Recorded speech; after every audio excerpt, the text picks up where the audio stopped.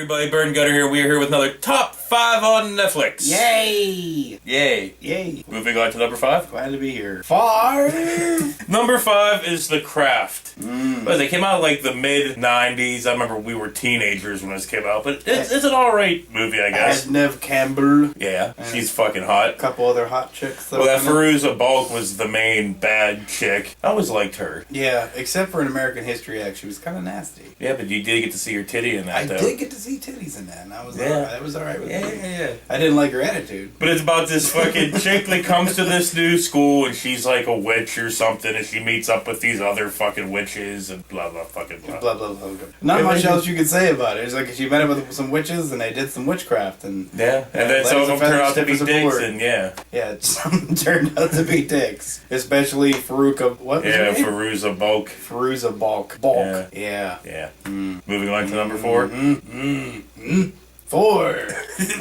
Number 4 is The Deadliest Catch. Yeah. Actually, one of the only reality shows that's actually reality. Because this is really what these dudes fucking go through. I actually really enjoy it. I don't know what you fucking think about it. I never even asked. I watched it. I mean, it's cool. It's interesting. It's just I hate when they do the whole like, oh god, something dramatic's gonna happen, and then nothing. Well, but sometimes it does. They've actually had people die and stuff on there. And that sucks. Yeah. But you choose that profession. Yeah, for a lot of money. For a lot of money. I would probably do it at least once or twice. Yeah, but you wouldn't be able to handle doing it. I wouldn't be able to handle doing it. Just what, the stress? All the work and all the work. Of 24 hours, never sleeping, and just doing all the crazy hard-ass fucking labor. Yeah, you couldn't do it. But if you had the chance of making $30,000... Still wouldn't be able to do it. Because they've had dudes on there that were like Marines and stuff. They're like, I'm going to go in there and I'm going to kick ass. And then 2 minutes later, they're like, take me home, please, Daddy. I don't want to do this anymore. Big waves and crabs biting at my nuts and big ice and fucking crates that weigh 700 pounds that could crush us and shit. Not cool. Not cool at all. But yeah, really cool fucking reality show for a fucking change. Moving on to number 3.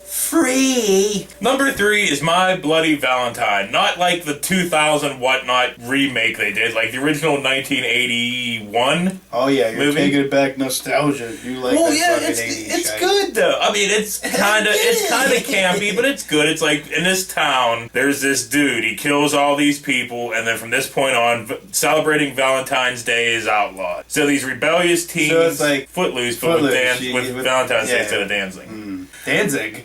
Dancing! Oh, I think you said Ted Danzig. Or not Ted Danzig, but Glenn Danzig. Glenn Danzig. You know, anytime I think of it, all I can think of it is get knocked the fuck out. Yeah, that too. Wow! I got my ass kicked today. But anyway, all these maybe kids... you shouldn't have pushed a fat guy. You don't push fat guys, man. They'll knock you out. But the group of kids decide to go throw a Valentine's Day party at the local fucking mine. And that's where the killer is, and he's all in a gas mask, and ooh, spooky. Spooky.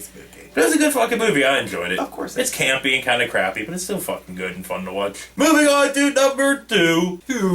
Number 2 is Arrested Development. You know, the show that was on, I think, Fox back in the day, and it got canceled, then brought back, and then Netflix fucking bought it, and they made new episodes and stuff, which I never did honestly finish. Jason Bateman? Yeah. And I never did finish that last season, the one that Netflix made. Because I kind of could care less by that point. But the first fucking season and the second season are fucking awesome. Yeah. Jason Bateman, Will Arnett. Will Arnett's always What's the fucking little douche from fucking Superbad? Michael Cera. Little douche? Yeah.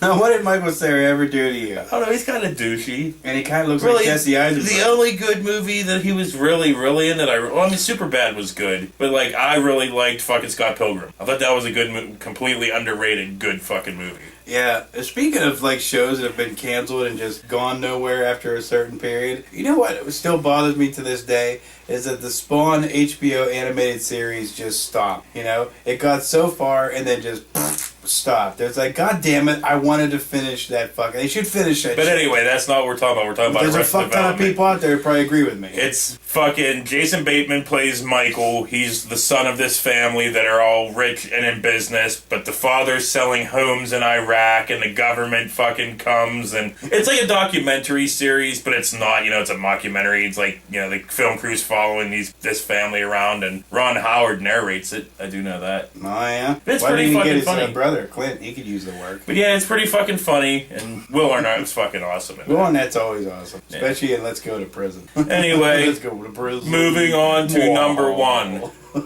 Number one.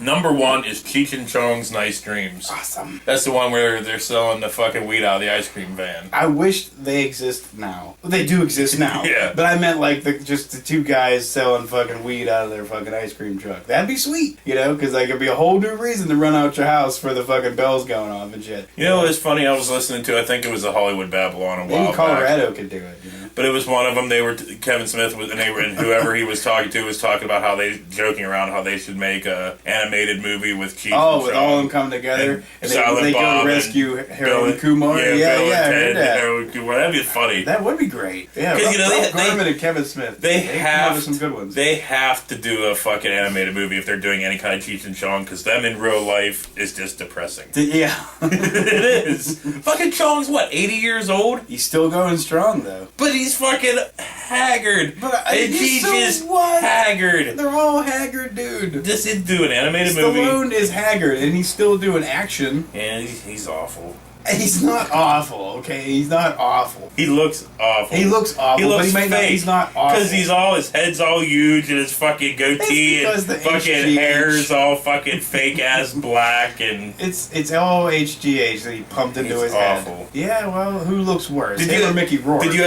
Mickey Rourke, obviously. Hands down. But did you see that fucking thing on Screen Junkies about fixing the Expendables? Yeah. You know, Mundy was right on almost every fucking account. Mundy's almost always right. Mundy's usually always right. There's no question on that. Yeah. I didn't like what they had to say about Godzilla. Yeah, but Godzilla's personal what to my fucking heart. ever, but fucking he was right about the Expendable stuff about like the fucking too much tongue-in-cheek stuff. Oh, the wink bullshit. Yeah. And the fact that you know what he didn't mention, but we probably should have. And the Alan Rickman thing was perfect. Yeah, but why is it fucking PG-13? Why? All the 80s movies back then, dude, were like R. They were all R because we weren't all sensitive. But anyway, we're getting way off topic. Nice Dreams. Cheech and Chong selling weed out of an ice cream fucking all van. sensitive bitches now who are like, oh, can't stand swear words. Fuck that. And fuck him. And fuck them. Everything. Yeah. What are we doing? Nice Dreams. Nice Dreams. We covered. I love Nice Dreams. We covered the most of it. Awesome fucking movie. Yeah. You know, is that the one with Pee Wee all crazy in the lunatic asylum? Yeah, the hamburger dream. Yeah. Dude. I'm sorry.